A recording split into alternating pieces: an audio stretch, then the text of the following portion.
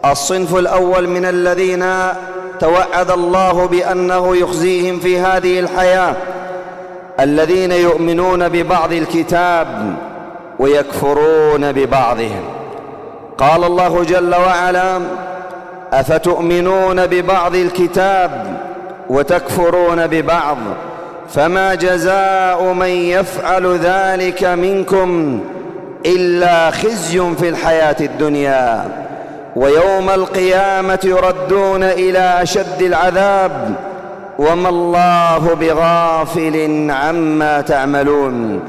فمن آمن ببعض الدين وترك بعضه لم يؤمن به فإن الله جل وعلا توعده في الخزي من الإهانة، من الذل، من الهوان، من الفضائح في هذه الدنيا.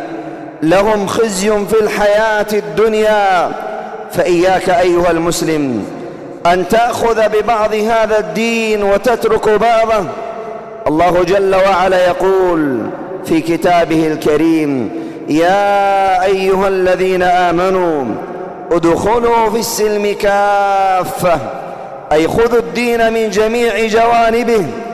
فإنك ترى كثيرا من الناس جعل هذا الدين أهواء، يأخذ ما وافق هوى نفسه ويترك ما خالف هوى نفسه.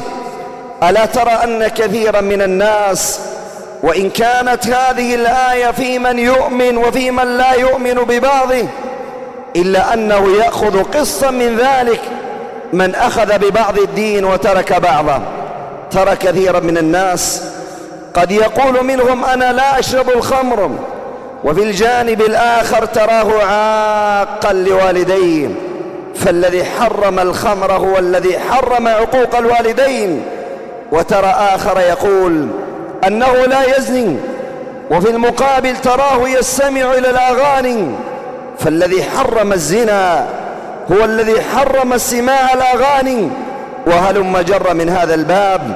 فالله جل وعلا توعد بخزيه في الحياة الدنيا.